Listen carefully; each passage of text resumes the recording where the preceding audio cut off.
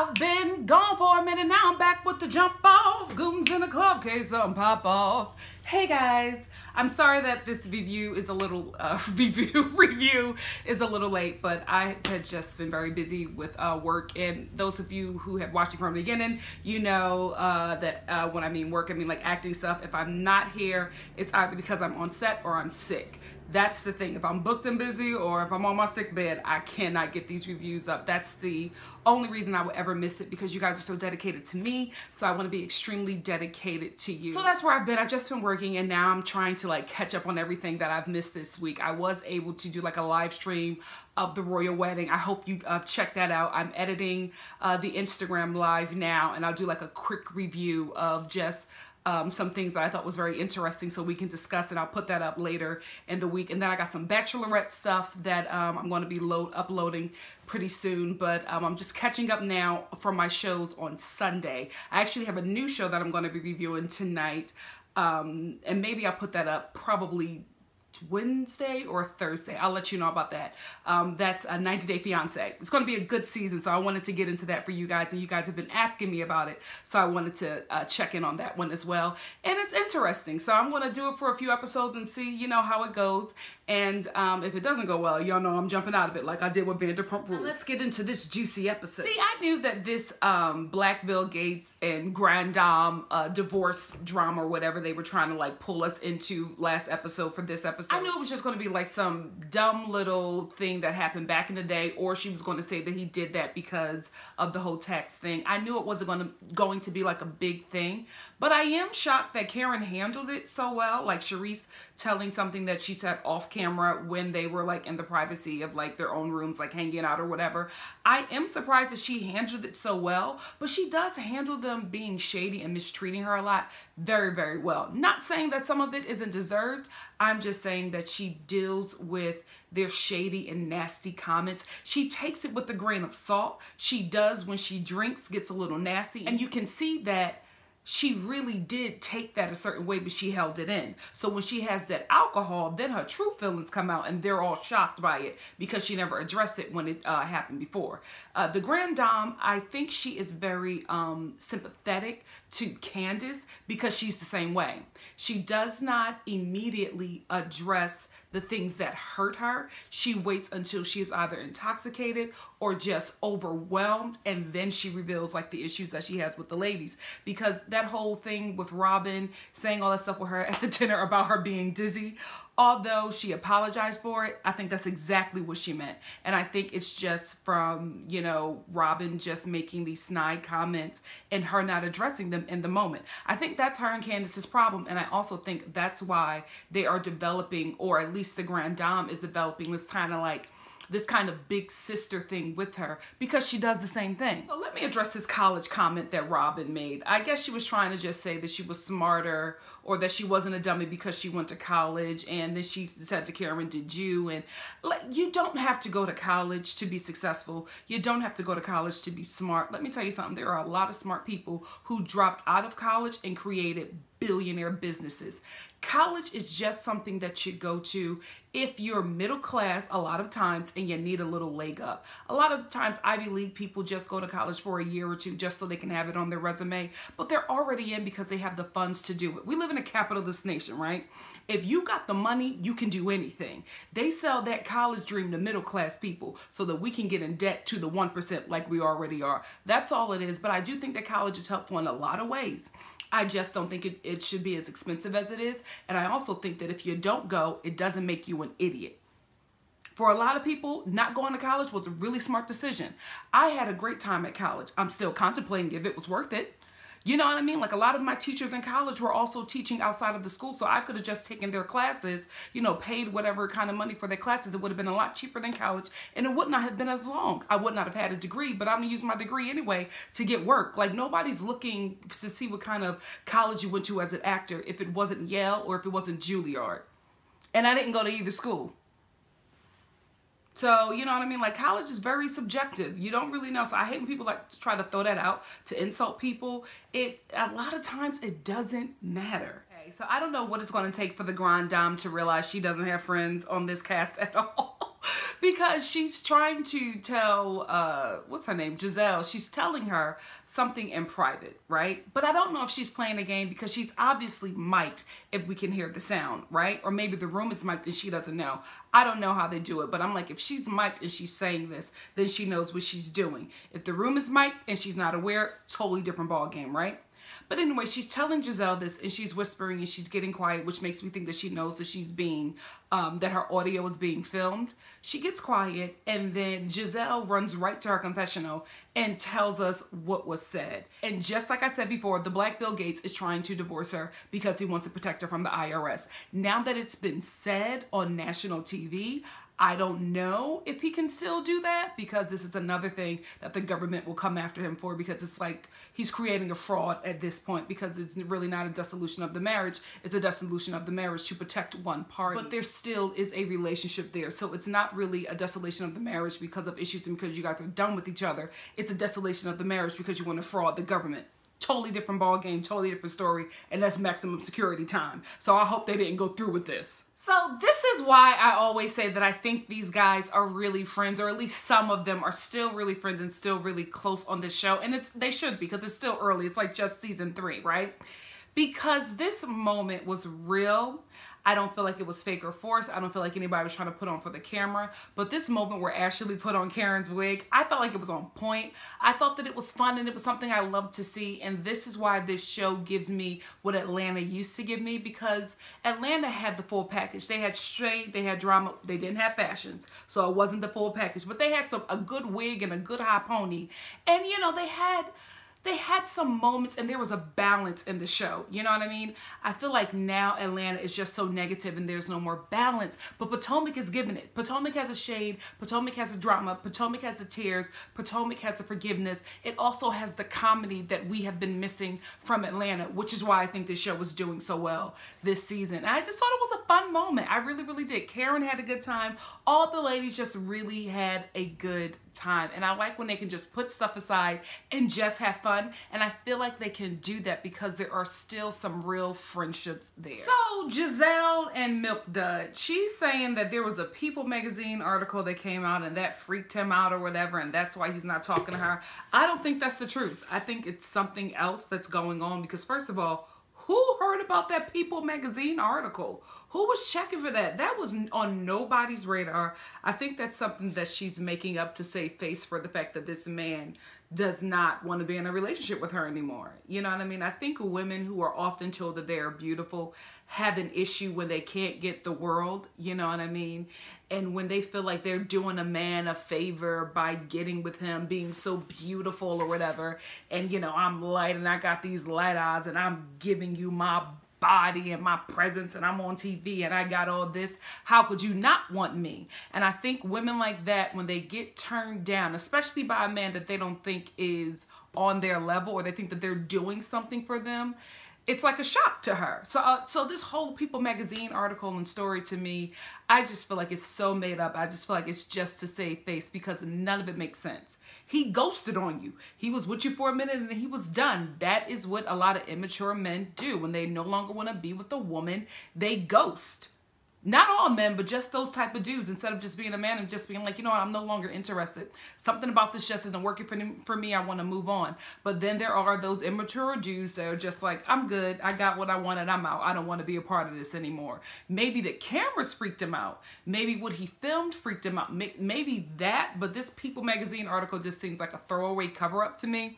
And I ain't buying it. Come better. Come better. So this is my opinion on the Candace situation with her breaking down with her mother. I don't think those tears were about the dad situation. I think those tears was because she was realizing that she was not going to be able to get what she wants in that wedding. Because her mom like brings up her having to ask her father, because she realizes then that her mom is like dead set on this 100K. Then Candace said, why I have to ask my dad for 20,000? Your mama is putting up 100K and your dad is only putting up 20K? I thought he was Bill Cosby. Aren't you like rich or what? Or is your mom just rich? I don't know what the story there is, but that's what I think those tears are for. I think she just was a bit heartbroken because everything that she wanted with this wedding, she realized in that moment that she could not get it. But I also do think that her mom mentioning things of her dad added to that as well. Like, this woman, her mother, is taking care of her. So she really can't say too much because then that will upset her mother and then the money will dry up. You know what I mean? So she's like walking on eggshells in this situation, and she loves her dad and she doesn't want to, you know, hurt him, but she also doesn't want to piss off her mom because apparently her mom is the only parent like taking care of her in her 30s. You know, the only reason why I'm mad about it is because I'm not getting taken care of like this. So go ahead, girl, live your life and get taken care of by your parents, you and your man, well into your 50s. But I do still think that that was about the wedding. I think she was just realizing that she can't get what she wants. She does not have the money to get those things. And then her mom started talking about her dad, and it just added on to the emotion. I do think that her mom was wrong for one, bringing up her father like that on camera, and also just saying those things about him. That's her father. She's always going to look at him differently, and maybe he was terrible to the mother and he hurt her and he cheated her and he abandoned his family. She's going to see her father differently, just like she's not going to let him talk about her mother. You know what I mean? Like, she's kind of stuck in the middle, and I do feel bad for her, but I think that those tears were about something more, and I think it was the wedding. She realized that her flour budget was cut in half or cut to like 3% because of the food. That's what I think it was stemming from, but I think when her mother started bringing up her father, it gave her a reason to release. Because if that wedding planner would have told her that something else had to be cut out, I think we would have had a full-on breakdown. Just my opinion. She could be crying about her daddy, but I feel like it's this wedding. Man, I feel bad for Ashley. Like I said before in my other review, she's being manipulated by two very important people in her life. Her mother and her husband, and she's being manipulated by money, because this whole conversation, this whole argument that she's having with her mom is about money. And her mom was like 2 seconds from saying that she's only with Michael for the money. Her mother was getting there. I'm telling y'all, I was watching this argument and I was just like, Mom, before you cross the line, just back off, because I felt like that was coming, because she was about to say it and she threw her hands up and she walked away, and I felt like that's where the conversation was going. Because at the end of the day, that's what the situation is. You know what I mean? Like, Ashley got with somebody who had money because she's been in a family that has struggled financially with money. She has a mother who has struggled financially with money. And instead of getting with a guy that has money to take care of her, she has chosen to live with a man who cannot help her or take care of her. And Ashley doesn't want to live that life. So she chose a dude that can take care of her, and she is going to be held on a string by this money. And I feel bad for her. I just don't feel like it's a win-win situation for her in any kind of scenario. You know what I mean? She supports her mother, she's pissing off her husband. If she supports her husband, she's pissing off her mother. Like, everybody is pulling on her to do something that affects her way of living that is very important to her. Because no tea, no shade, I don't see her looking at... I was going to say Gollum, but I'm trying to do better with my life. I don't see her looking at Michael and falling in love. I see her falling in love with the support and the care. She even said it. She said, I barely have enough money to take care of myself. Not once was love or, you know, affection, anything about Michael mentioned but his money. So it is what it is, right? And her mother are fighting over his money to take care of them both. And it's just sad. It's really, really sad to see these grown women fighting over money that they don't really have and trying to bow down and kowtow to a man who actually has money that takes care of them. It's embarrassing. And I really want Ashley, not only is it sad, it's also really embarrassing, right? And I just want Ashley to turn this season into something financially for her, because I really do want to see her be able to provide and take care of herself and also step away from her toxic mother. I think that Michael is toxic as well. I think that he holds that money over her head, and it doesn't to me look like a healthy situation. And it's unfortunate, because I feel like she's a good character on this show, and I would really like to see her independent of the financial manipulation that she gets from both her husband and her mother. And I'm also glad that her mother addresses she's not on drugs and doing all this stuff, because I felt like her mother was a crack addict or something, because why is she with this man that's homeless? You know what I mean? She's choosing to live with him. He was just living in a tent. To me, that sounds like crack. You know what I'm saying? So I'm like, well, what's going on with him that he was living in a tent and now you're taking care of him? He can't get no job or nothing. Is she taking care of an addict? That happens maybe Maybe she was an addict before and she got clean and now she's taking care of this addict. I don't know what the situation is with her mother, and because Ashley loves her mother, she won't get into the specifics, but something going on. I thought it was drugs. Her mother said it wasn't drugs. Maybe it's alcohol. Maybe it's mental health issues. I don't know, but there's something going on there for them to choose to live on the streets and live in a hotel. And I know that has to kill Ashley, that her mother is living in a hotel. Like, you know what I mean? I could never. I don't care what situation I'm in. I could never have my mom living on the streets. You know what I mean? But I also don't know what it's like to have a mom choosing to live that lifestyle. And she has a toxic partner who is also my little sister's father. I mean, it's just a difficult situation all around, and it's unfortunate, and I don't know how Ashley is going to get out of it. But as a viewer, I would love to see her move away from the toxic relationships in her life, get on her own 2 feet financially, and own the hell out of this show, because I think she got it in her. We just haven't seen it, and the scenes that we're watching with her is heartbreaking. That's why I love when she has those comedic moments, because her own life is so tragic. Oh, girl. We need an overcomer season for Ashley. I'm looking, maybe it won't happen in season 3, maybe in season 4. I want her to win. Okay, let's get to the best moment of the night. This perfume dinner.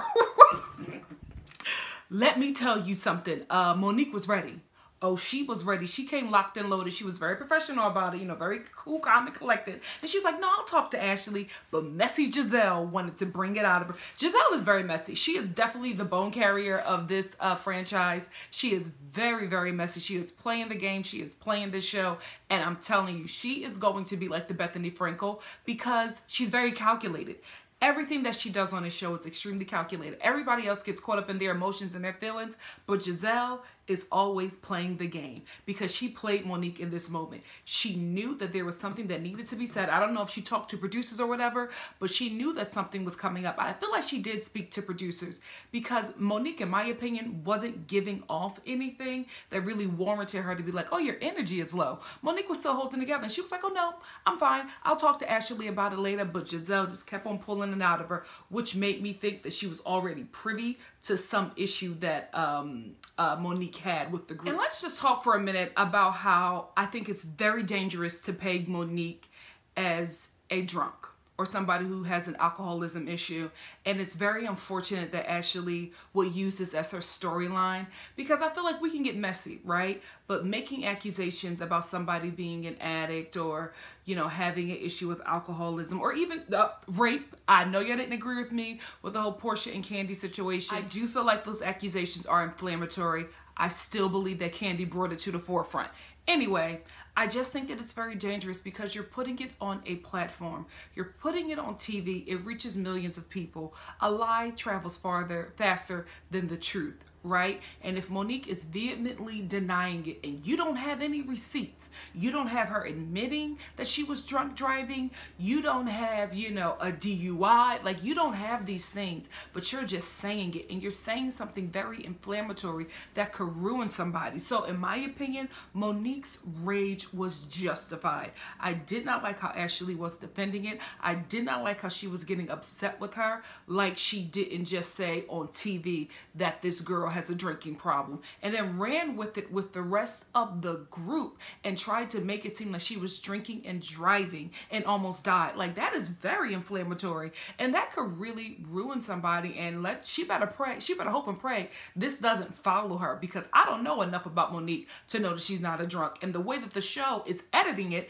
it's making it look like she's lying about this issue and that she really does have a deeper issue. And if she does, how disgusting to play it out on TV and to edit it so we can get the inside tea on what's really going on with her concerning alcoholism if she really does have an issue. We don't tune in for that. Like I said before, we tune in for fabulous gowns, we tune in for shade, we tune in for drama, we tune in for comedy. If somebody is struggling with alcoholism, get them off the show. Don't make it a storyline.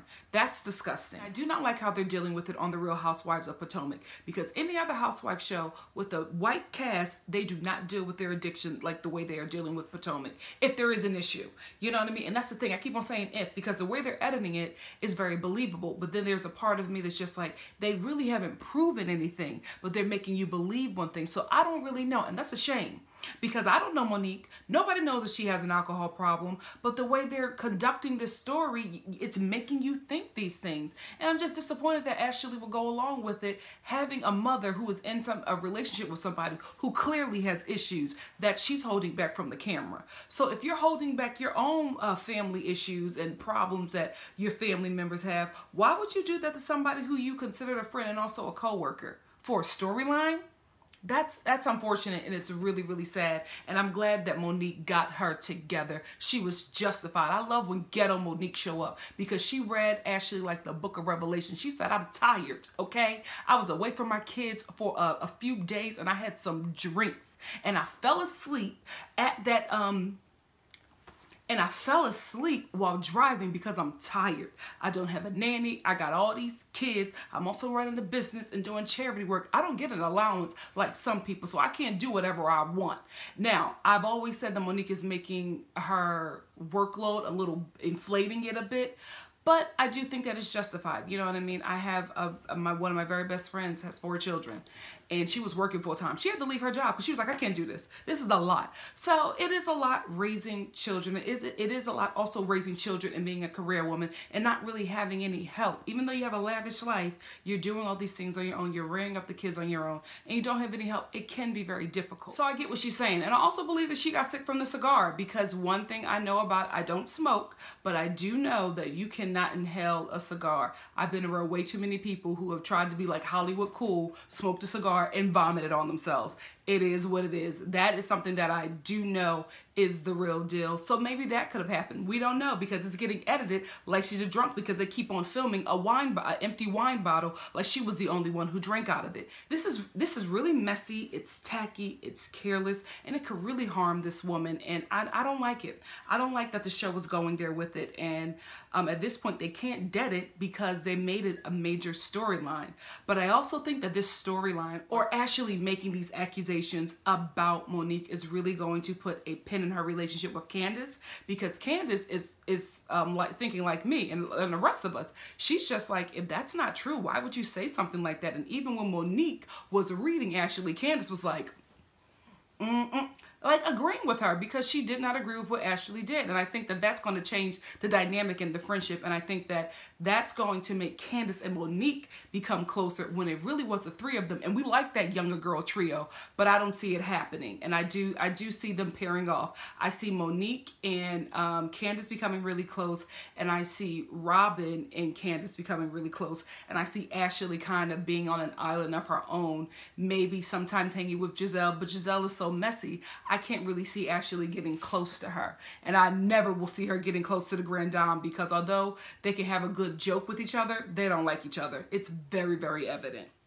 And then the wine lady, or the perfume lady, looks back and she's like, Matt, take care of this. Who are you to tell Matt to do anything? That's Karen's white butler, not yours. So I couldn't believe that she like called him to try to do something, and he was terrified. You saw he got up and didn't go anywhere because he didn't want to get beat up by Monique or the rest of them ladies. And I'm sure he's probably intimidated by Robin's arms.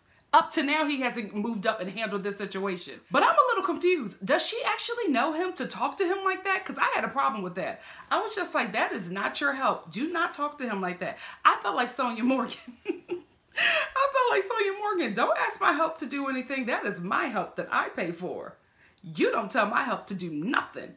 I couldn't believe she looked at him and was like, get them together. Ma'am, if you got a problem with what the ladies are doing, you jump in. Don't look at him to handle it. Man, how does she want him to handle them? What does she want him to do? I got a problem with that perfume lady. I didn't like that. It was very layered. What she said and how she said it bothered me. Take control of this. Who you talking to?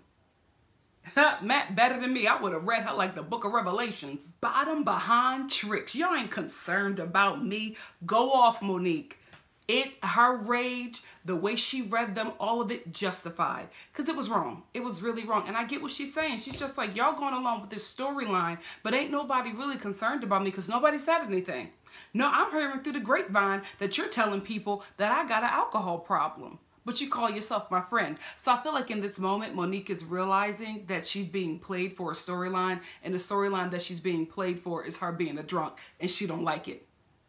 Understandable. Okay, Grand Dame, now I'm seeing why the people got an issue with you, because she gets security to essentially kick the ladies out of her event. And that perfume lady is still getting rowdy. And I'm just like, ma'am, you need to know your place. But I feel like because she done jumped in and got in some scenes, they gonna bring her messy behind around, and she's gonna be like Camille Psychic on the Real Housewives of Beverly Hills, that messy psychic that read them girls for the Book of Revelation and Kyle wasn't ready. Anyway, I feel like that's who the perfume lady, and we might see her back a few times because she gets involved where she shouldn't, and although it bothered me, it's good TV. Anyway, they go outside and it's still going on. Why? I don't know why Ashley would walk up to Monique when she's still really heated. And then somebody makes a comment when Monique says, you could possibly have destroyed everything that I've built. Somebody's like, everything that you've built, oh my gosh, shut up. I'm thinking that it's Robin. And you know what, guys, I'm trying really hard to like Robin on this show. I don't know her in person. I don't like her on this show. She just seems very mean. Like, she just seems like a mean girl. She says nasty things. Even though she tries to act like she wasn't being shady, she was just asking a question. She is very mean. She's not calculated like Giselle. She's just nasty and violent. You know what I mean? Like, she gets in people's faces and she's always ready to fight. And I don't know. I don't know if there's more to like about her. Like, her and Juan together, I like their scenes because I feel like that's when she's softer. And I'm not saying like softer in a way that black women, you know, I'm not saying that like black women have to be, you know, soft because we're perceived as aggressive. I'm not saying it like that. I'm just saying from what I've seen on the show, Robin as a person seems very aggressive, very violent to the women. But she's very meek and demure with her husband, and I feel like she's or her ex, very more honest and relatable, you know what I mean? Because she's living with something really real. But when she gets around the women, she's just so nasty. And I don't know where it's coming from, even when they're being nice. Like her first time meeting Candace, she was nasty to her. And now she's acting like she doesn't remember that. I don't know. It's something about her that I just do not, it's a calculation of things with her. And I just don't like what I've seen of her on this show, sans her scenes with Juan. That's the only time I feel like has this like, her armor is down and we get to see who she really is. But when she comes around the ladies, she's like locked and loaded and ready for war all the time, even when it doesn't call for that. You know what I mean? So I don't like that. I do not like why is she saying negative things about Monique when she is valid for being pissed off that somebody is trying to create a storyline about her being a drunk, somebody she considered a friend or that she was building a friendship with. Why do you have to make a comment like that, Robin? That was ugly. And then I don't even feel like Giselle is trying to defend anybody. I just feel like she's trying to get camera time. So she's saying whatever and being messy. She's calculated. She's playing a game. That's why I do not mind her antics, because she's trying to give us a show. I just feel like Robin is just mean, and that's just how she is, and that's just what she does. And I feel like she only does it with women. There are women like that who are just very catty and nasty to other women, but to men, they are like sweet as pie. They're like a demure little bunny to men, and a lot of times a welcome mat. Like, they just walk all over them. But when it comes to women, they are so nasty and aggressive. I don't know what that is. Let me know in the comment section below if you know what that is, and if you do see that in Robin, because that's what I see. I see her just being nasty with women, and just it's a total 180 with men, and I don't know what it is, and I don't know why. If you know what it is and you know why and you've seen it, let me know in the comment section below so we can discuss, because I am confused. Oh gosh, it gets worse. And Robin is just antagonizing Monique. This is what I'm saying. She's a mean girl. Even Monique calls it out. And Giselle is just sitting over there laughing with her. But then Giselle gets to a point where she's just like, okay, Robin. Because she realized she was going like overboard. Like, Giselle eggs Robin on, but then Robin goes like haywire and Giselle can't control her anymore. Because she goes like haywire with Monique, gets in her face, knowing that she's bigger than her, you know what I mean, and just starts pushing on her. Grand Dame is trying to separate them. I don't know. Robin she has not been likable this season, but she's really not likable in this scene. And I don't know if she's always like this, because I'm serious. I haven't really paid attention to her. When I was watching past seasons, I will always fast forward through her scenes because I hate it. I felt like Juan was just verbally abusive. And I still feel like that, although we know why. I still feel like the way he treated her on camera was terrible. And if that's how he treated her on camera, Lord knows what he was doing when the cameras left. So I just didn't like it. So like a lot of Robin has been erased for me. But what I'm seeing right now, is this who she is? Because this is ugly. And in my defense of Monique, I do not agree with drinking and driving. I do feel like, yes, she was drunk. You know what I mean? I do feel like the alcohol slowed down her body, and it slowed down her like reflectors or whatever. So she wasn't as alert as she would be had she not had 4 drinks and drove. But actually you too. So it was so convenient for her to leave that out, and then she brings it up in an argument with Monique, that she also had some drinks and got behind the wheel of a car as well. So why are you throwing Monique under the bus when you did the same thing? Because can we just be real? A lot of people do that. A lot of people say, "Oh, I'm good." They have a couple drinks. No, I'm good. If I have 8 drinks, then I got a problem. 1 drink is an issue. You should not put any substance in your body that can alter it, then get behind a vehicle that can take your life and many others around you. It's not smart, right? But that is something that people do all the time. I got into a knockdown, drag out argument with one of my really, really best friends because they were talking about a time when they got, when they thought that they were cool and they got behind the wheel of a car and they ended up somewhere and they didn't know where they were at, and they thought it was funny. And I said, it's not cute. You could have killed yourself. You could have killed your passenger. You could have killed somebody else. Like, it's not funny, but we have such a lackadaisical culture with drinking and driving. And we always have the, oh no, I'm good. No, you're not good. The minute you take 1 sip, you're not good. You're not good. You don't know the alcohol content, especially of drinks being made for you.